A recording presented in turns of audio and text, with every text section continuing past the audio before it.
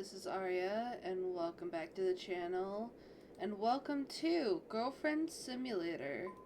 Fall asleep. The pain when it hits me is intense. It comes on so suddenly, I feel like I'm going to be sick. It hurts more than I thought it would. It hurts more than I can endure.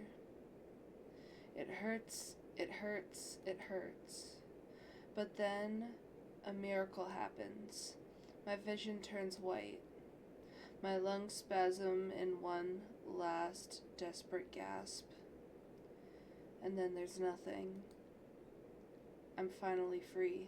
I didn't know this was gonna start with death. I thought it would be scary, which is why I trembled so much, but I think I'm getting used to it now. It's not that bad, really, not existing. There are worse things you can do than disappear.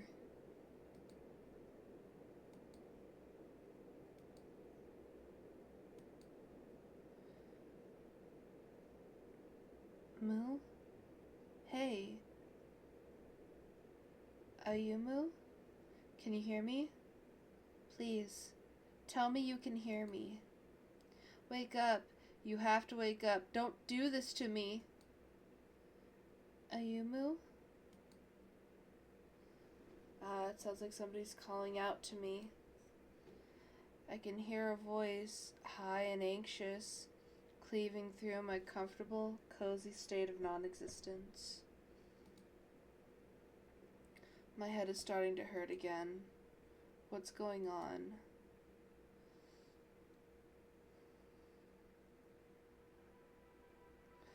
I open my eyes bleh. I open my eyes slowly, groggily, and glance upwards. There's somebody standing by my bedside, somebody I don't know.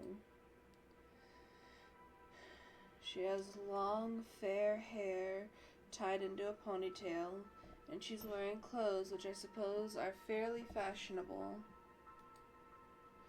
As far as appearance goes, she's quite cute, and it doesn't hurt that her face is so sweet either. Her eyes are very wide, her iris is indigo, and her nose is small and snub. Her lips are pale pink like cherry blossoms, and they're parted in what I suppose is concern. Her skin is white like milk or like snow, and her fingers are slender. She's slender in general, really, so much so it looks like a gust of wind could blow her away. She's so pristine, and her ruffled blouse and her high-waisted skirt, she hardly looks human. Her facial features are all too perfectly arranged. I can't see a single blemish on her skin. She's almost too pretty. What is a girl like this doing in my apartment? I feel dazed, and the girl's breathy exclamation of relief when I open my eyes does little to reassure me. This isn't a dream. Oh, thank goodness. I'm so glad you're finally awake. You were out for hours, Ayumu. I was so worried.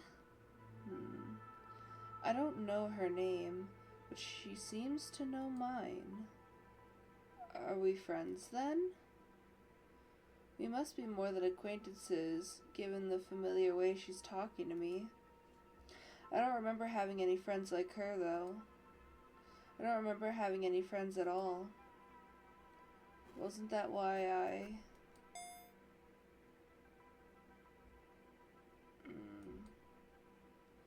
No, I'd better not think about that.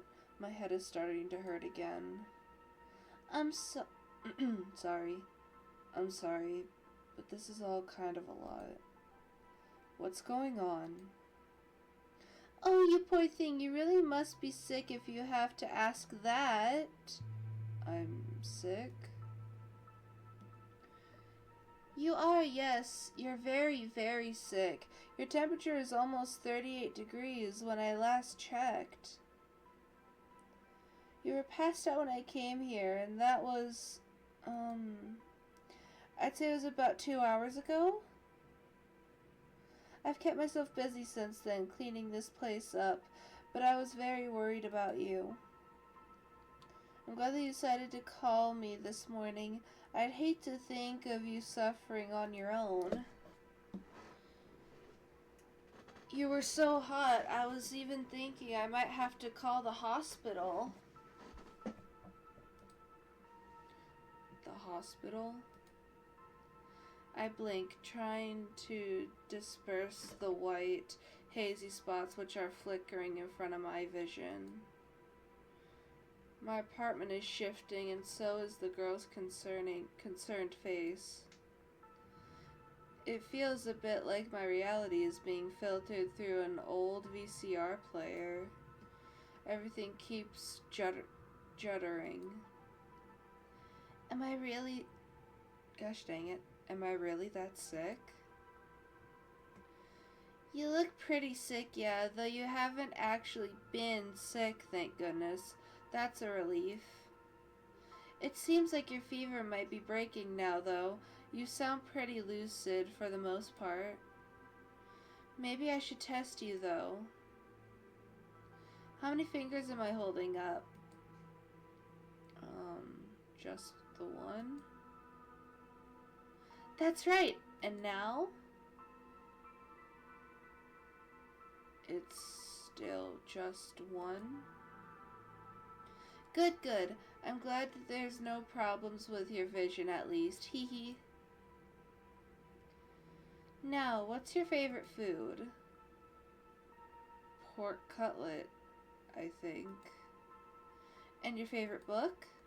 That's, it's a light novel series, actually, but I love Elf Forest by Toshimi Rui, rather.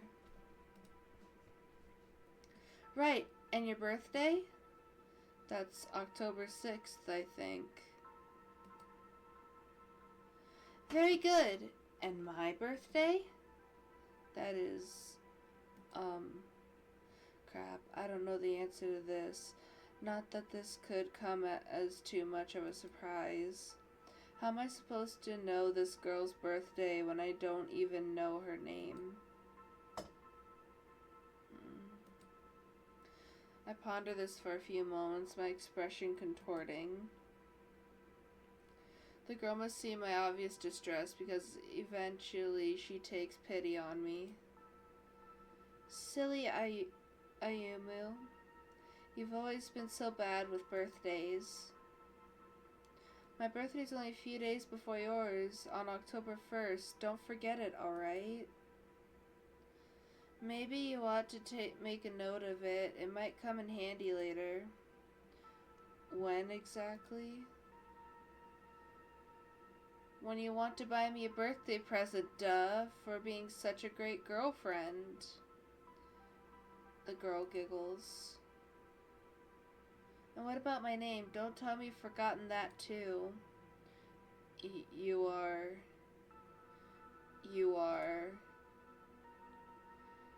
It's here that I begin to struggle. I thought I might recognize this girl the more time passed, but we've been talking for a few minutes and that still hasn't happened. I can't recall her name for the life of me. It isn't even on the tip of my tongue. The girl frowns. Well, that's no good. I thought you were on the mend, but maybe I was jumping the gun. I mean, jeez. Imagine forgetting your own girlfriend. Huh? Now that's a surprise if I've ever heard one. You're my girlfriend? That's right. I'm Nagi, and we've been together for a month already. We were talking to each other for longer than that, though, of course. We've only been going out for a little bit, but I thought you'd recall at least that much. I thought I was special to you, Amu. Oh, great. Now she's pouting at me. And it's quite effective, actually. What should I do?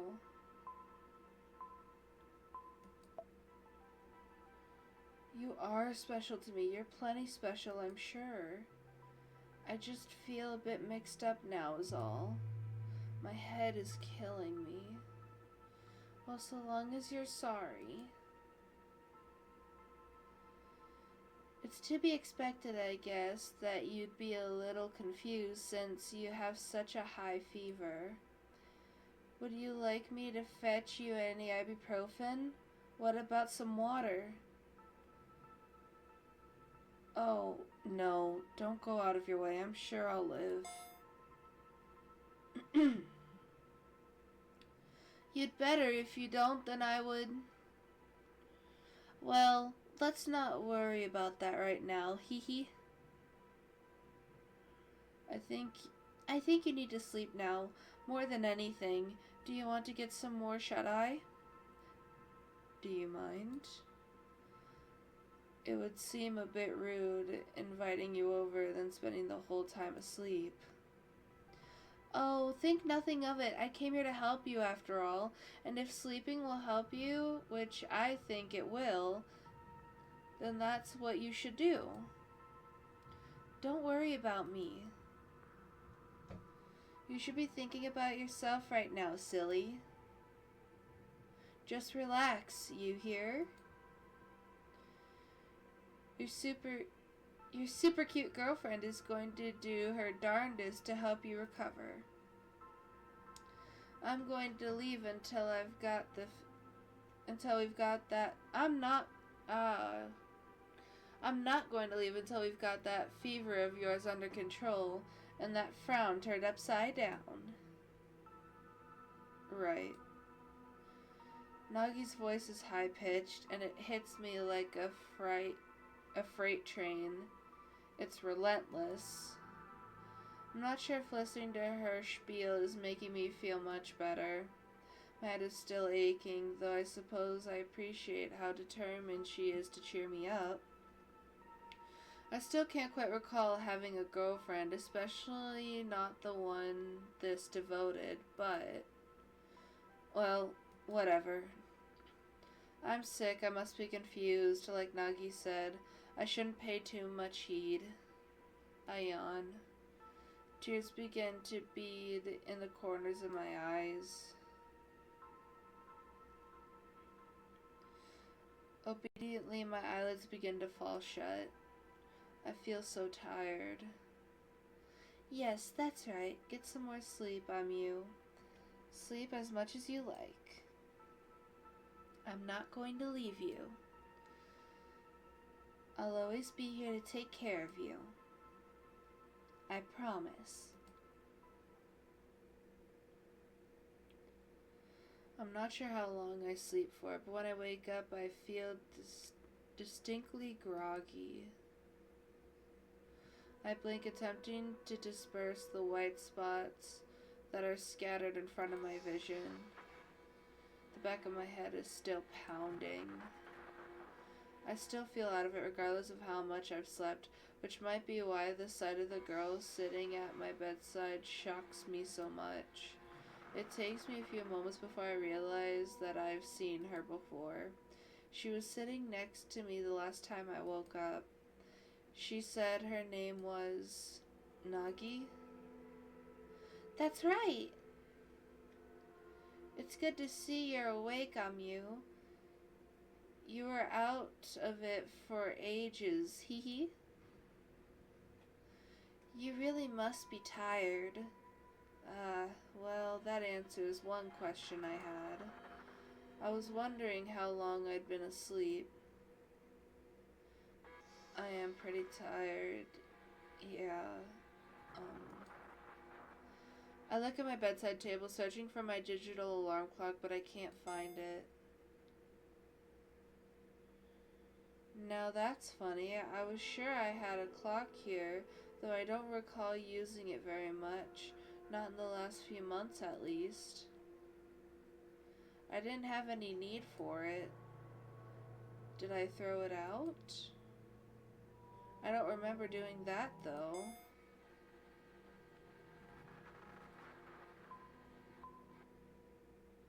I don't remember much of anything. I just noticed that eye. And there's another eye.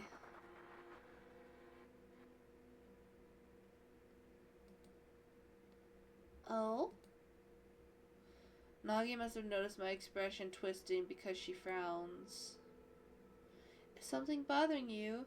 You're not in any pain, are you? Oh no, I'm fine. I just wanted to know what time it was, if you knew. The time? I think it's about midday. You woke up at 9, but you've been sleeping the last 3 hours. 3 hours? That's quite a lot. Yeah, you were asleep for a while. Like I said, you poor thing. You've been laid very low indeed. But don't worry. I've not been hanging around doing nothing these last 3 hours. I actually made some rice porridge for you to shore up your strength. You did? I don't see any rice porridge. I did, yeah. It's still in the kitchen. Let me warm it up for you. Nagi rises to her feet, the hem of her skirt fluttering, then sets off. I hear the sound of distant clattering in the kitchen, or pots and pans, and then the shuffle of returning footsteps. Nagi is wearing indoor slippers, so her feet don't make very much noise. Her footsteps are cushioned. I guess she doesn't want to get my floor dirty. Not that it matters. My floor is filthy, just like the rest of my room. It should be, at least. But my surroundings look tidier than I remember. My alarm clock isn't the only thing I see that's gone missing while I've been asleep. Ta-da! Nurse Nagi is back on the scene. Nagi appears before me, less than 5 minutes after her departure. She's smiling brightly, and she's holding a tray. That is for you, Emu. Eat up. On the tray, which Nagi is now thrusting at me, there's a bowl of warmed-up rice porridge, from which steam is gently extruding, and a cup of herbal tea. The rice porridge is a milky white, and the tea is a translucent copper color. I don't know why we have unease points. However, I wonder if the whole twist is, like, if anybody has seen Coraline, if, like, this girlfriend is gonna be kind of like the other mother, but more or less like the other girlfriend. They both look nourishing, and they smell pretty good, too. I can't see anything wrong with this food, not at a glance, at least, but... Is this safe to eat? I'm not sure if I should eat this.